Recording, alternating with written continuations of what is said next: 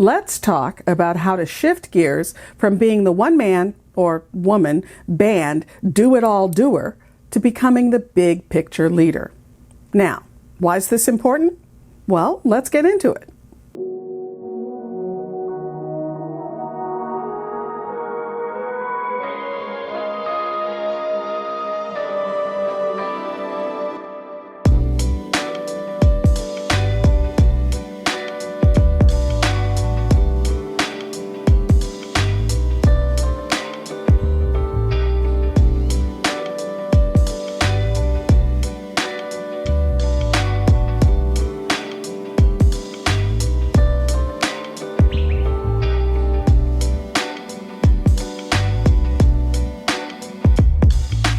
Hi entrepreneurs, I'm Vicky Brown, and you're in the right place if you want to engage your team, boost your business, and grow your leadership muscle. You know, when we first start off as entrepreneurs, we're usually wearing all the hats, right? We're the salesperson, the marketer, the customer service rep, and often the product developer, all rolled into one. We're doing everything. But here's the thing. As your business starts to grow and you bring on more people, you can't keep juggling all those roles. And to be honest, you shouldn't. Instead, it's time to step into the role of a leader. As a leader, you're more like a conductor, orchestrating your team towards the goal, guiding them, and giving them the chance to shine in their areas of expertise. So, you're asking, how exactly do you transition from doer to leader? Well, the very first step in the journey is mastering the art of delegation. Now, if you're anything like me, this might feel like, a Herculean task. After all, we're used to being the ones in the driver's seat and taking care of everything ourselves. But believe me when I say this, learning to delegate tasks to your team members can be a complete game changer. Just imagine this. Instead of juggling a dozen tasks, feeling stressed and spread too thin, you're handing off those tasks to your team, freeing up your mental and physical bandwidth. What does this mean? Well, it means more time and energy to focus on the big picture stuff, strategy, growth, partnerships, and all of that. Sounds pretty good, right? But delegation isn't about randomly tossing tasks at your team members and hoping they'll manage. No, it's about understanding the unique skills and talents that each of your team members bring to the table and thoughtfully assigning tasks that highlight those strengths.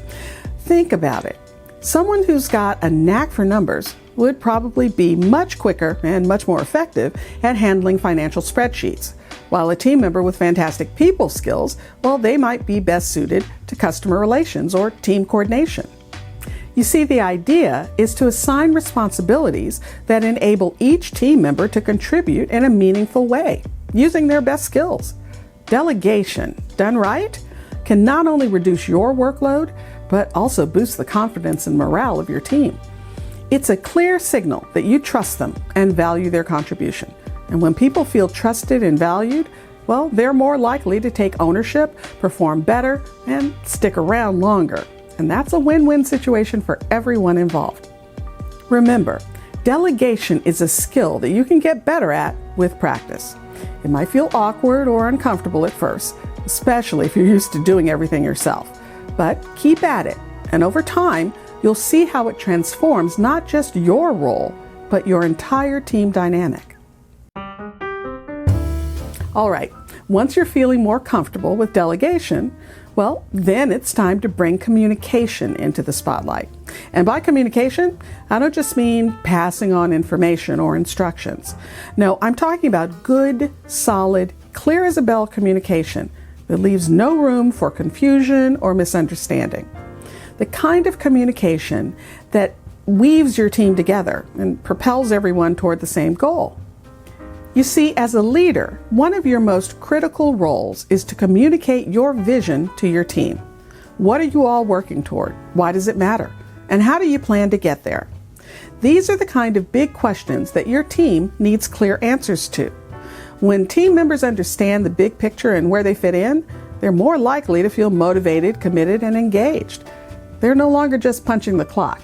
They're contributing to a meaningful mission. And don't forget about the power of feedback. Regular constructive feedback is a key ingredient. Celebrate the wins, acknowledge the hard work, and when there's room for improvement, provide guidance on how to get there. This kind of open constructive feedback loop, well, that can spur personal development and keep everyone aligned and moving forward. Now, here's the part where a lot of people stumble. Listening. Good communication isn't just about talking.